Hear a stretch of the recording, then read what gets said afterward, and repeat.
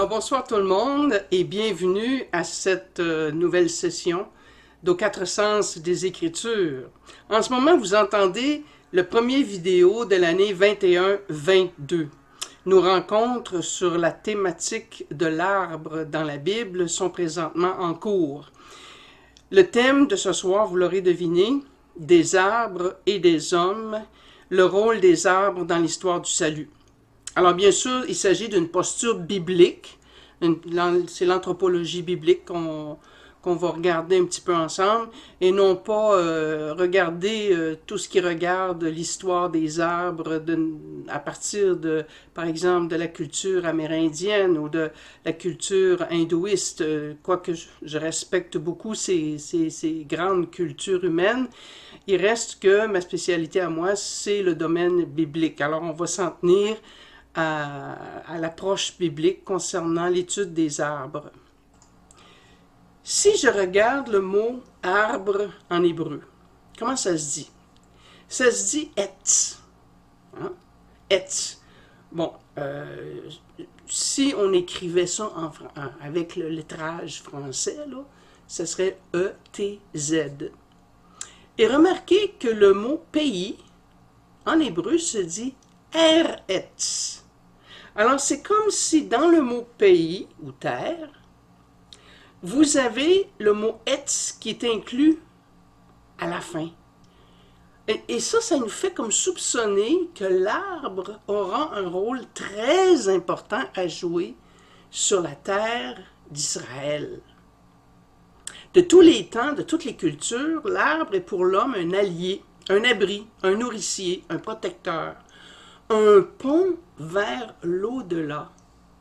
En Genèse, chapitre 2, il est question de deux arbres. Je vais tout simplement vous lire le verset 5, le verset 8 et le verset 9. Alors, le premier jardinier, c'est l'Éternel. Et il planta. C'est le premier acte qu'il fait. Le premier acte de création, il plante. Et ce qui veut dire que lorsque le peuple d'Israël va sortir du désert pour entrer en terre promise, et là, on est rendu dans le premier livre des Juges, là. On le mentionne aussi dans Lévitique au chapitre 19. Le premier acte, la première instruction divine que Dieu demande à son peuple, c'est de planter des arbres fruitiers dans cette nouvelle terre promise qui leur est destinée. Quand vous serez entrés dans la terre promise, lit-on en Lévitique 19, verset 23, alors vous y planterez quelques arbres fruitiers. Si Dieu est le premier à planter, c'est qu'il montre à l'homme comment faire. Il a créé l'homme à son image. Donc, si Dieu plante, l'homme aussi, à l'image de Dieu, va planter. Il sera avec Dieu, pour ainsi dire, un co-créateur. Le Seigneur Dieu donnant à l'homme cet ordre, de tous les arbres du jardin, tu peux manger, mais de l'arbre de la connaissance du bien et du mal, tu n'en mangeras pas, car le jour où tu en mangeras, tu mourras. Oh! C'est toute une instruction que Dieu donne à l'homme ici. Et on saisit là qu'il y a des enjeux autour de l'arbre. Il y a des arbres en multitude dans ce jardin. Ce jardin foisonne d'arbres. Et en hébreu, on dit « achol tochel ». Alors, il y a deux fois le mot « achol » ou achal, si vous voulez, deux fois le verbe manger. C'est comme si en français on disait mange, mange. Hein? Oui, tu peux en manger, mange, mange. On dit ça souvent à un enfant qui ne veut pas manger, là, qui a peur de manger. Mange, mange. Hein? Alors, il dit à l'homme, mange, mange tous les fruits que tu trouveras dans ce jardin, sauf deux petits détails, sauf deux arbres. Et dans tout ce foisonnement qu'il y avait dans ce jardin, il y avait juste deux arbres pour lesquels Dieu demandait à l'homme de ne pas toucher. L'arbre de vie et l'arbre de la connaissance du bien et du mal. Surtout celui la connaissance du bien et du mal. Et qu'est-ce qui arrive? Ben, comme on sait, Ève s'est laissée tenter par le malin et elle a mangé. Elle a mangé de l'arbre. Je viens de dire une expression, c'est manger de l'arbre. Alors là, il y en a qui vont dire, ouais, mais manges-tu l'écorce de l'arbre, c'est tout ça? Non, non, mais en hébreu, on dit manger de l'arbre. Mais en français, on dit manger du fruit de l'arbre. On comprend que c'est le fruit qu'on mange. Alors, est-ce qu'il s'agit de pommes? Est-ce qu'il s'agit de... Ça n'a pas d'importance. Ça peut être une figue, ça peut être une pomme, ça peut être un agrume. Ce détail-là n'a pas d'importance. Le détail, ce qui est important, c'est dans le fait d'écouter ou non l'instruction que Dieu vient de donner à Adam et Ève. C'est un test. Hein, c'est un test qu'il fait. Alors, on mange de l'arbre, bien sûr, et oups, il faut se cacher tout de suite dans l'arbre. Parce qu'on prend conscience qu'on est fragile, on prend conscience qu'on est nu. Tout à coup, il y a des yeux qui se sont ouverts sur d'autres dimensions qu'on ne connaissait pas. Ils entendirent la voix du Seigneur Dieu qui se promenait dans le jardin à la brise du jour. L'homme et sa femme allèrent se cacher au regard du Seigneur parmi les arbres du jardin. Et le Seigneur Dieu appela l'homme et lui dit, « Où es-tu donc? » « Ah, je te vois pas. Où es-tu donc? » Comme si Dieu ne nous voyait pas, mais c'est qu'il voulait tendre la main pour rétablir la communication, la relation avec l'homme qui s'était fourvoyé, ni plus ni moins. On a parlé tout à l'heure qu'il y avait deux arbres au centre du jardin, l'arbre de la connaissance du bien et du mal, qui s'appelle en hébreu Etz, l'arbre, Hada'at, de la connaissance, Tov, du bien, Ra et du mal.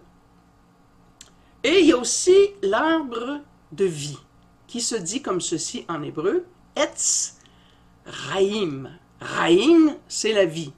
Alors, Etz Raïm, ça veut dire l'arbre de vie. Il y a un autre endroit dans la Bible où il est question de l'arbre de vie, et c'est dans le livre de l'Apocalypse, tout à fait à la fin de la Bible, au chapitre 22. Alors, regardez comment est-ce que c'est. Cette inclusion est intéressante. Vous avez l'arbre de la vie au début, dans la Genèse, au tout début de la Genèse même, et vous avez l'arbre de la vie tout à fait à la fin de la Bible, au chapitre 22. Et cet arbre de la vie donne l'immortalité, il guérit, hein, son fruit et son feuillage sont guérissants. C'est ce qui nous est dit dans l'Apocalypse 22. Il donne l'immortalité. Alors c'est pour ça que dans la Genèse, Dieu se dépêche à dire maintenant que l'homme a goûté à l'arbre de la connaissance du bien et du mal, ne permettons pas qu'il avance la main pour cueillir aussi le fruit de l'arbre de la vie, qu'il en mange et vive éternellement.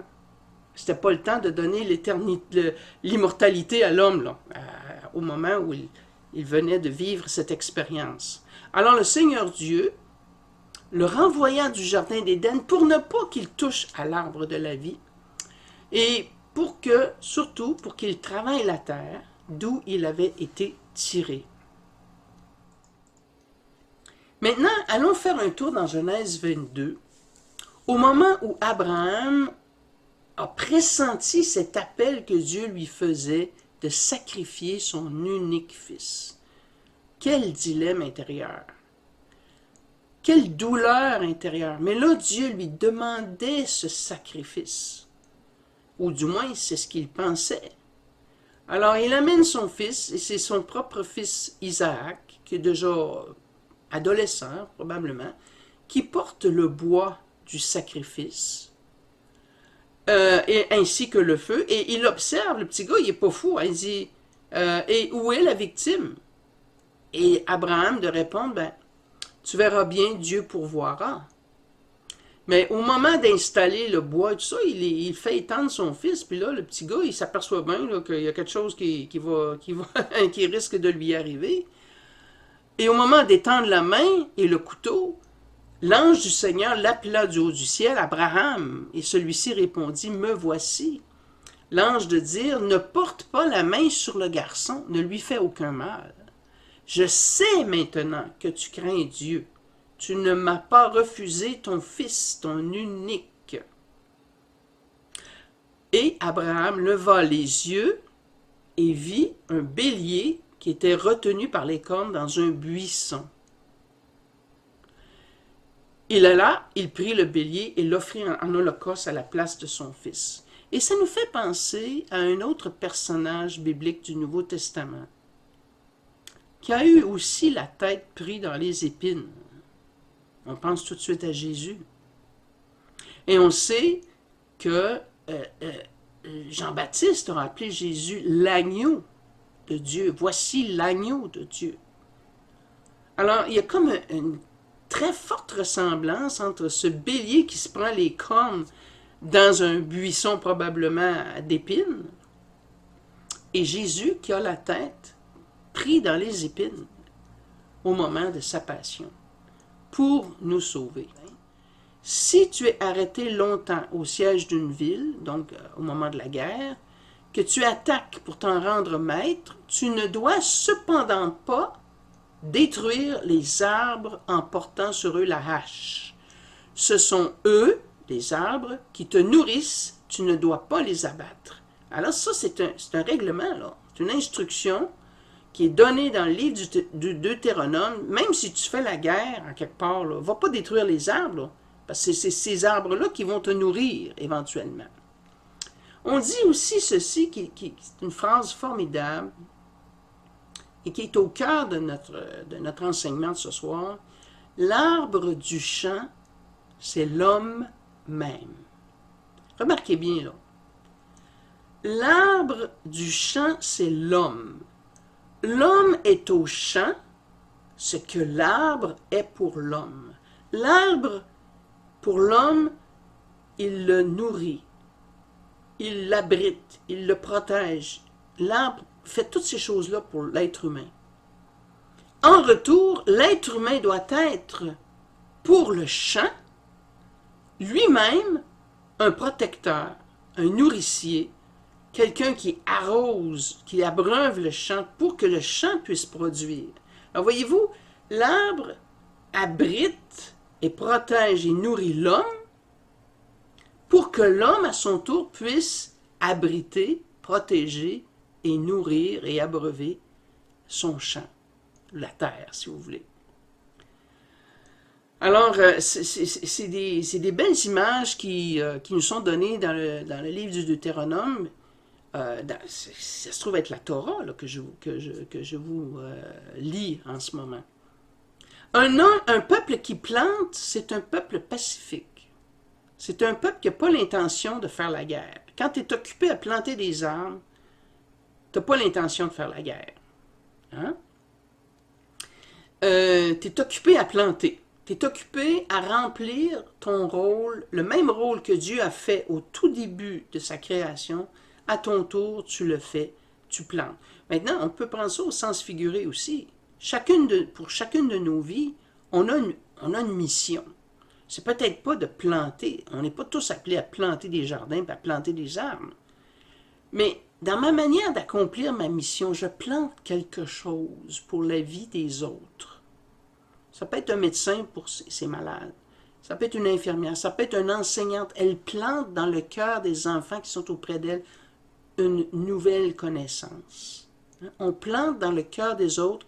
On sème dans le cœur des autres, que ce soit un encouragement, que ce soit une lumière, que ce soit une connaissance, pour que cette personne-là puisse évoluer à son tour et aider d'autres personnes après. Hein? C'est quelque chose qui se transmet. Alors, planter, dans le fond, l'acte de planter prend toutes sortes de formes. Et le jardin prend toutes sortes de formes aussi. Et il prend une forme spirituelle à l'intérieur de nous-mêmes, dans le jardin de notre être spirituel. Comment est-ce qu'on le plante, ce jardin? Comment est-ce qu'on le traite? Comment est-ce qu'on l'abreuve? Comment est-ce qu'on le nourrit pour qu'il produise un fruit qui demeure? Ah! Est-ce qu'on va à la source que sont les Écritures? Est-ce qu'on lit la parole de Dieu? Est-ce qu'on s'en imprègne? pour qu'elle devienne une source vive dans notre cœur. Maintenant, le bois qui sauve. En Luc au chapitre 22, Jésus est au jardin des Oliviers. Il est sur le point d'être intercepté, d'être accusé. Alors, il est prostré dans le jardin des Oliviers. Et arrivé à ce lieu, il dit à ses apôtres, « Priez pour ne pas entrer en tentation. » Puis il s'écarta à distance d'un jet de pierre environ, et s'étant mis à genoux, il priait en disant, « Père, si tu le veux, éloigne de moi cette coupe, cependant que soit faite non pas ma volonté, mais la tienne. » Alors du ciel lui apparut un ange qui le réconfortait. Entré en agonie, Jésus priait avec plus d'insistance encore, et sa sueur devint comme des gouttes de sang qui tombaient par terre. Alors on voit ici le mot « prier » qui revient au moins à 3 reprises. Le jardin des Oliviers, c'est le bois qui devient témoin de la douleur. Le bois qui devient témoin de la prière qui est faite dans la souffrance, qui est faite dans le combat intérieur. Le bois des oliviers, c'est la noblesse dans la souffrance. C'est cette noblesse symbolise aussi la purification. C'est une grande purification que Jésus passe. Parce que dans un autre jardin, dans un premier jardin, celui d'Éden, l'homme n'avait pas fait la volonté de Dieu. Et ici, le nouvel Adam, face au dilemme primordial de sa vie, décide d'accomplir la volonté de Dieu. Non pas ma volonté, mais la tienne. Et il le fait pour chacun de nous. Et encore une fois, le bois qui sauve, au chapitre suivant de Luc, au chapitre 23, c'est Jésus qui est cloué sur l'arbre de la croix. Et lorsqu'ils furent arrivés au lieu dit le crâne, parce qu'on croyait que ce lieu-là, Adam avait été enterré là, donc c'était le crâne d'Adam qui s'y trouvait, et Jésus aurait été crucifié directement sur le crâne d'Adam, comme pour défaire ce maléfice qui était adhéré à l'humanité depuis qu'Adam avait désobéi. Ils crucifièrent Jésus avec les 2 malfaiteurs, l'un à droite et l'autre à gauche. Et Jésus dit, « Père, pardonne-leur, ils ne savent pas ce qu'ils font. » Et il dit ça au-dessus du crâne d'Adam. Comme pour dire que son pardon allait jusque dans les tout débuts de l'humanité, où tout a mal commencé, pour refaire, pour réparer, pour restaurer cette relation entre l'humanité et Dieu. Alors, pour ce qui est du bois de la croix, de quoi ce qu'il était fait, bon, il y a plusieurs légendes, il y a plusieurs hypothèses là-dessus, puis bien sûr, il y a surtout plusieurs endroits où on dit avoir des restants de la croix du Christ, c'est très difficile à évaluer tout ça. Mais il y a une légende très très ancienne qui dit que la croix a été faite à partir de 4 sortes d'arbres. Donc, elle aurait été faite pour son tronc principal du bois d'olivier, du cèdre, du cyprès et du palmier. Et maintenant que vous avez eu l'explication symbolique de chacun de ces arbres-là, vous êtes à même de comprendre, voyez-vous, le bois d'olivier pour la purification qui se fait à travers la souffrance, mais il y a aussi le fait que le bois d'olivier produit l'huile d'olive. Et l'huile, c'est ce qui sert à l'onction que l'on fait couler sur la tête des rois. Et Jésus a été crucifié parce qu'il s'était dit roi des Juifs. Il y a des liens, des correspondances tout à fait quasiment inimaginables. Le cèdre, encore une fois, symbole de la droiture, de l'incorruptibilité. Hein? Et on sait que Jésus va revenir à la vie après 3 jours. Il ne connaîtra pas la corruption, comme dit saint Paul. Le cyprès, la même chose. Et le palmier, qui est droit, lui aussi, hein, sa rectitude. Et dans la Bible, la rectitude, elle est synonyme de sainteté. Alors, l'arbre de vie maintenant que l'on retrouve dans le chapitre 22 de l'Apocalypse, comme vous voyez cette belle inclusion, on voit l'arbre de la vie au chapitre 2 et 3 de la Genèse et l'arbre de la vie au chapitre 22 de l'Apocalypse. Et c'est comme si l'arbre de la vie vient comme commencer l'histoire de l'humanité, de la création, tout ça, et terminer cette histoire. Non pas que ça se termine là, mais c'est ce qu'on connaît de la vie terrestre là, va se terminer avec l'apparition de la Jérusalem céleste où il y a cet arbre de la vie tout au centre entre deux fleuves et cet arbre de la vie qui guérit par ses fruits et son feuillage qui produit des fruits 12 fois par année, bon, ainsi de suite. Et si on regarde Jésus sur la croix, on le voit qui pend comme un fruit mûr sur l'arbre de la croix. Et Jésus qui dit, « Je suis le pain vivant, et qui mange de ce pain ne mourra jamais, il aura la vie éternelle. » On voit tout de suite cette relation entre l'arbre de la vie qui procure l'immortalité et Jésus qui dit, « Celui qui mange ma chair et boit mon sang aura la vie éternelle. » Alors, le fruit par excellence, c'est Jésus lui-même. L'arbre qui donne la vie, c'est Jésus lui-même en croix. Et si on fait un lien unificateur entre tous ces arbres, moi je mettrais la loupe, si vous voulez, sur le caractère salvifique de l'arbre, sur le salut. L'arbre, dans toutes ces histoires, dans tous ces récits qu'on a vus, procure le salut d'une façon ou d'une autre à l'être humain. Et le mot salut en hébreu se dit Yeshua. Et Yeshua, c'est le nom hébreu pour Jésus. Alors quand on lit par exemple le psaume 98, des merveilles, sa droite et le bras de sa sainteté l'ont délivré. Il y a le mot délivré aussi qui a les mêmes racines, Oshia. C'est simplement une inversion de voyelle ici, mais c'est la même chose. Alors le mot délivré est synonyme de salut. À chaque fois qu'on a le mot salut en français dans un psaume, dites-vous bien qu'en hébreu, c'est Yeshua. C'est exactement le nom de Jésus. Alors ça veut dire que le nom de Jésus est prononcé très très très souvent lorsque l'on récite les psaumes en hébreu. Jésus, Yeshua, tu es le salut.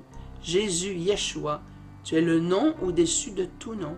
Jésus, Yeshua, tu es le sauveur. Jésus, Yeshua, tu es l'arbre de notre salut. Et Jésus, Yeshua, tu es l'arbre de vie du début de la Genèse en Éden jusqu'à la fin de l'Apocalypse au paradis. Seigneur Jésus, Yeshua, tu portes le nom au-dessus de tous les noms. Ton nom veut dire le salut. Si l'homme est l'arbre des champs, toi, Seigneur Jésus, Yeshua, tu es notre arbre de vie. Tu es notre salut. Branchés sur ta parole, source d'eau vive, nous nous abreuvons à ton cœur, à ta vie de ressuscité, et nous levons les mains vers toi, comme les branches des arbres s'élèvent vers le ciel, vers la lumière. Et nous aussi, nous levons les mains en action de grâce pour tant de bonté. Merci. Toda. Amen. À la prochaine.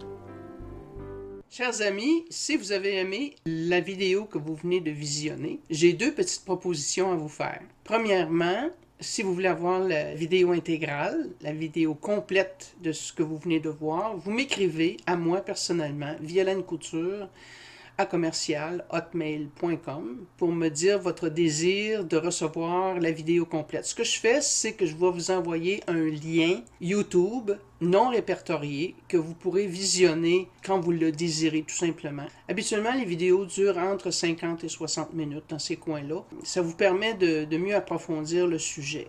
Vous pouvez faire cela moyennant une somme de 3 $ que vous me faites parvenir soit par Interac ou par d'autres moyens qu'on pourra examiner ensemble. L'autre suggestion, c'est de vous inviter aux rencontres bibliques aux 4 sens des Écritures qui ont lieu à toutes les 2 semaines. Nous avons maintenant 4 groupes et vous pouvez vous joindre à un de ces groupes horaires-là que je pourrais vous indiquer. Encore une fois, vous me donnez votre intention par écrit à violenecouture@commercial.hotmail.com et je vous envoie les détails. Vous pouvez aussi voir sur mon site web violenecouture.com le détail en quoi consistent ces rencontres et comment ça se développe un petit peu, comment ça se passe, là, le déroulement d'une rencontre. Parce que c'est pas un cours tout à fait. Il y a une partie où il y a un savoir qui est échangé, mais il y a surtout aussi le partage entre les personnes, le partage du vécu et la résonance que ça a dans nos vies de pouvoir échanger comme ça sur trouver un sens finalement à ces textes bibliques-là. Sur ce, je vous laisse et je souhaite tout simplement pouvoir entrer en communication avec vous. Si vous désirez avoir soit la vidéo ou bien faire partie de nos groupes. À la prochaine. Merci.